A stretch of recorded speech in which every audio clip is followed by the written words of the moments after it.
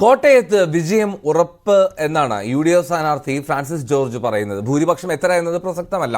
കേന്ദ്ര സംസ്ഥാന സർക്കാരുകളുടെ പ്രവർത്തനം വിലയിരുത്തിക്കൊണ്ട് ജനം UDFന് വോട്ട് ചെയ്തു എന്നും ഫ്രാൻസിസ് ജോർജ് ന്യൂസ് 18നോട് പറയുന്നു.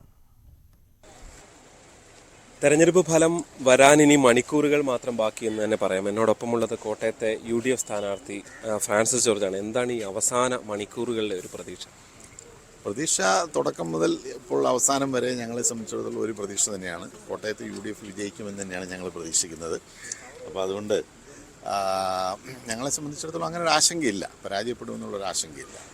അപ്പുറത്ത് കേരള കോൺഗ്രസ് എമ്മും വലിയ വിജയപ്രതീക്ഷ പങ്കുവെക്കുന്നുണ്ട്. സ്വാഭാവികമായും ഇപ്പോൾ മത്സരിക്കുന്നവർക്ക് എല്ലാവർക്കും വിജയിക്കണമെന്നാണല്ലോ. അപ്പോൾ അവരങ്ങനെ പ്രതീക്ഷിക്കുകയും അല്ലെങ്കിൽ ആശിക്കുകയും ഒന്നും ചെയ്യുന്നതിൽ ഒരു തെറ്റും പറയാനില്ല. സ്വാഭാവികമായിട്ടും അവരും പ്രവർത്തിച്ചിട്ടുണ്ട്, അവർക്കും വിജയപ്രതീക്ഷ ഉണ്ടാകാം. പക്ഷേ ഞങ്ങളെ സംബന്ധിച്ചിടത്തോളം UDFനെ സംബന്ധിച്ചിടത്തോളം എല്ലാ കാര്യങ്ങളും വിലയിരുത്തുമ്പോൾ ഇന്നത്തെ ദേശീയ രാഷ്ട്രീയം, ഇന്നത്തെ സംസ്ഥാന രാഷ്ട്രീയം, അതിൽ തന്നെ ഈ രണ്ട് ഗവൺമെൻറ്റുകളുടെയും പ്രവർത്തനത്തെ സംബന്ധിച്ചുള്ള ജനങ്ങളുടെ എതിർപ്പ്, UDF പ്രതിപക്ഷം എന്നുള്ള നിലയിൽ ഉയർത്തിക്കൊണ്ടുവന്നിട്ടുള്ള ഒട്ടേറെ വിഷയങ്ങൾ, ഈ കാര്യങ്ങളിലെല്ലാം ജനങ്ങൾ വളരെ അനുകൂലമായി പ്രതികരിച്ചിട്ടുണ്ട്. ഈ തെരഞ്ഞെടുപ്പിൻ്റെ പ്രവർത്തന കാലഘട്ടത്തിൽ ഞങ്ങൾക്ക് കാണാൻ കഴിഞ്ഞതും വിലയിരുത്താൻ കഴിഞ്ഞതും അതാണ്. അപ്പോൾ അതുകൊണ്ട് തന്നെ സ്വാഭാവികമായും UDF കേരളത്തിലെ 20 പാർലമെൻറ്റ് മണ്ഡലങ്ങൾ, കോട്ടയത്ത് മാത്രമല്ല 20 മണ്ഡലങ്ങളിലും വിജയിക്കുമെന്നാണ് ഞങ്ങളുടെ പ്രതീക്ഷ. ഈ ഒരുപാട് വോട്ട് കുറഞ്ഞ മണ്ഡലങ്ങളിലൊന്നാണ് കോട്ടയം. അത് ബാധിക്കുമോ? അതിപ്പോൾ വോട്ട് കുറഞ്ഞു എന്ന് പറഞ്ഞാൽ അതിന് പല കാരണങ്ങളുണ്ട്. അതെന്താണെന്നുള്ളത് കൃത്യമായി വിലയിരുത്തണമെങ്കിൽ റിസൾട്ട് വരണം. ഏതൊക്കെ ബൂത്തിൽ അല്ലെങ്കിൽ ഏതൊക്കെ മേഖലകളിലാണ് വോട്ട് കൃത്യമായി കുറഞ്ഞിട്ടുള്ളത്, എല്ലായിടത്തും കുറവ് വന്നിട്ടുണ്ട്. ഒരു പ്രധാനപ്പെട്ട കാരണം പറയുന്നത് നമ്മുടെ ഒട്ടേറെ വോട്ടർമാർ നാട്ടിലില്ല എന്നുള്ളതാണ്. ഓരോ ബൂത്തിലും 10-100 വോട്ടുകൾ കുറവ് വന്നിട്ടുണ്ട്. ചെറുപ്പക്കാരെല്ലാവരും തന്നെ വിദേശത്തേക്ക് ജോലിയോ പഠനത്തിനോ ഒക്കെ ആയിപ്പോയി. ആ വോട്ടുകളൊന്നും തന്നെ ലിസ്റ്റിൽ നിന്ന് മാറ്റപ്പെട്ടിട്ടില്ല.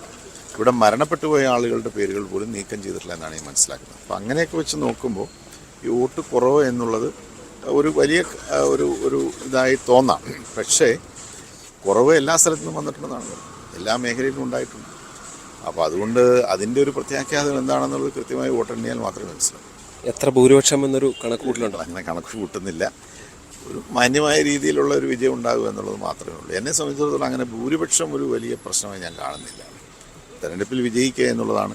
വലിയ ഭൂരിപക്ഷം നേടി മറ്റുള്ളവരെയൊക്കെ നിലംപരിശാക്കുക എന്നുള്ള അവകാശവാദമൊന്നുമില്ല. അതിൻ്റെ ഒന്നും കാര്യമില്ല.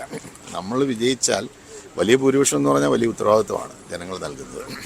വലുതാണെങ്കിലും ചെറുതാണെങ്കിലും വലിയൊരു ഉത്തരവാദിത്വമാണ് നമ്മൾ ഏൽക്കാൻ പോകുന്നത്. അത് നല്ല നിലയിൽ നടത്തുക, ജനങ്ങൾ ആഗ്രഹിക്കുന്ന രീതിയിൽ, കുറ്റമറ്റ രീതിയിൽ പ്രവർത്തിക്കുക എന്നുള്ളതാണ് നമ്മൾ ലക്ഷ്യം വയ്ക്കുന്നത്. എന്തായാലും ഭൂരിപക്ഷം എത്ര എന്നുള്ളതല്ല, അതിനപ്പുറത്തേക്ക് വിജയം ഉറപ്പ് എന്ന് തന്നെയാണ് ഫ്രാൻസിസ് ജോർജ് പറയുന്നത്. കോട്ടയത്ത് നിന്ന് G. ശ്രീജിത്ത്, ന്യൂസ് 18.